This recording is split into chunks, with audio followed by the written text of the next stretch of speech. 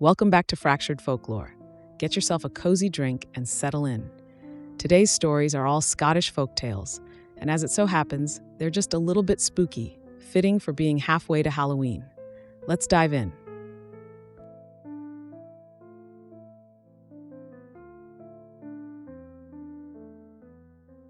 In Scottish folklore, the Gray Mare of Ballachulish is a haunting tale of a mystical creature that prowls the moors around the village of Ballachulish.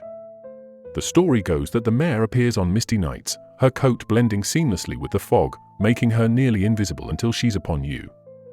Locals whisper that she was once a beloved horse, loyal and gentle, owned by a kind-hearted farmer. But when the farmer fell upon hard times, he was forced to sell her to a cruel master. Unable to bear the mistreatment, the horse's spirit turned vengeful upon her death, roaming the moors in search of those who mistreat animals. Those unfortunate enough to encounter her tell of a chilling sight, a ghostly mare with eyes that glow like embers in the dark, her mane and tail whipping wildly in the wind. Some say she offers a warning to those who harm animals, while others believe she seeks revenge, dragging the guilty into the mists to face her wrath. To this day, travelers through Ballachulish tread lightly on misty nights, wary of encountering the Grey Mare and her spectral fury.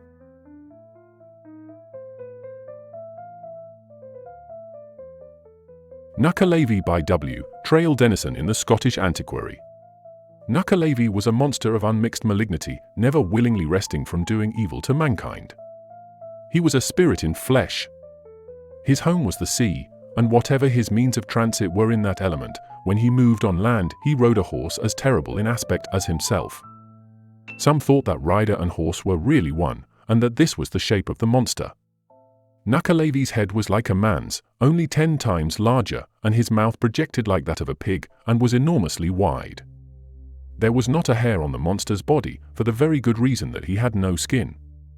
If crops were blighted by sea gust or mildew, if livestock fell over high rocks that skirt the shores, or if an epidemic raged among men, or among the lower animals, Nuckelavee was the cause of all. His breath was venom, falling like blight on vegetable, and with deadly disease on animal life. He was also blamed for long-continued droughts. For some unknown reason he had serious objections to fresh water, and was never known to visit the land during rain. I knew an old man who was credited with having once encountered Nuckelavee, and with having made a narrow escape from the monster's clutches. This man was very reticent on the subject. However, after much higgling and persuasion, the following narrative was extracted. Tammuz, like his namesake Tam O'Shantea, was out late one night. It was, though moonless, a fine starlit night.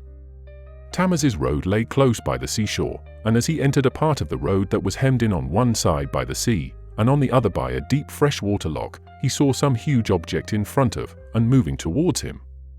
What was he to do? He was sure it was no earthly thing. He could not go to either side, and to turn his back to an evil thing he had heard was the most dangerous position of all, so Tammy said to himself, "The Lord be aboot me, any take care of me, as I am out on no evil intent this night." Tammy was always regarded as rough and foolhardy. Anyway, he determined, as the best of two evils, to face the foe, and so walked resolutely, yet slowly, forward. He soon discovered to his horror that the gruesome creature approaching him was no other than the dreaded Nuckelavee.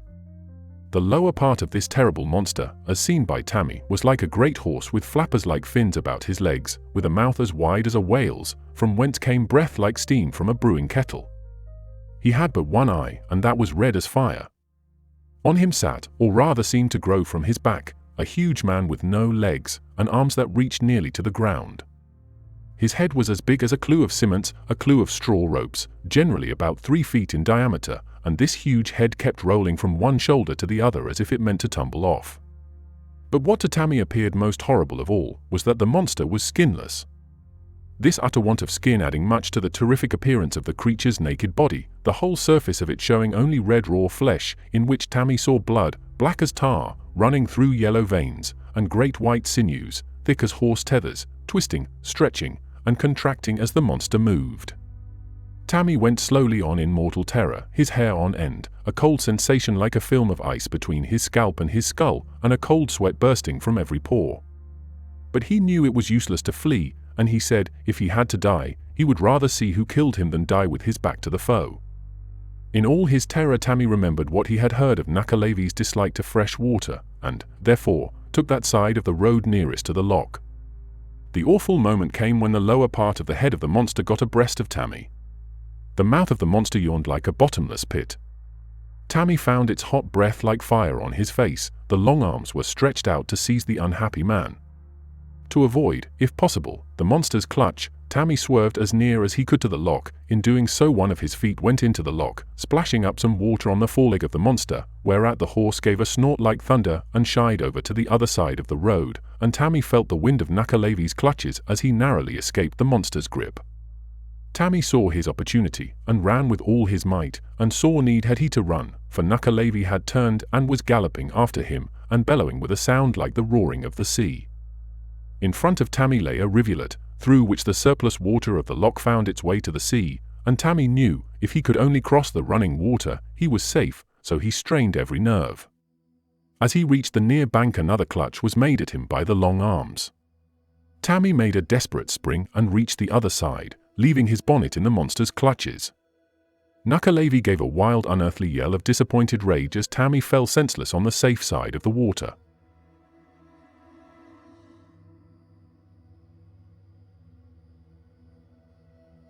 The Kelpie and the Water Bull, words by Rosie Young.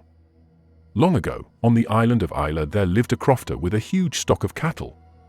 One day, a strange calf was born among them, black as coal, with ears half the size they should have been. It was fast growing and had a terrible temper.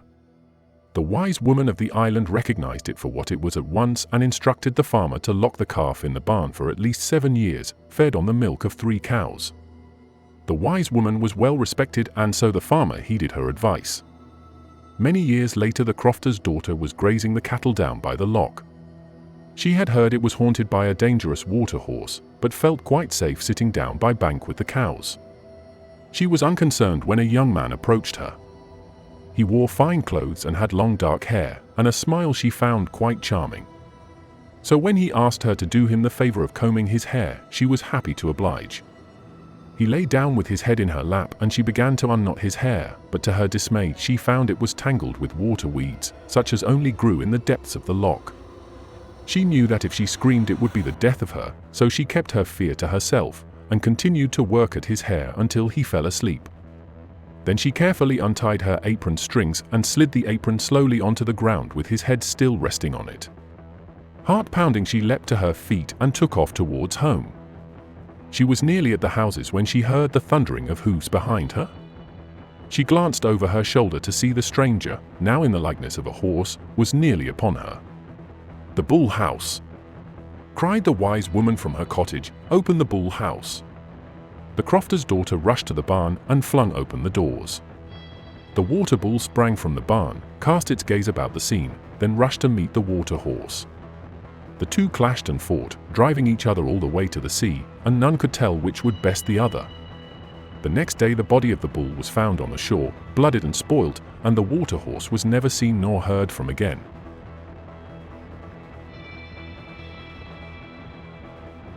Thanks for hanging out with us today. We hope you enjoyed this mini collection of Scottish tales. Do you have a story of your own you'd like to submit? Please let us know. Remember to like, comment, and subscribe to add more stories into your life. See you next time.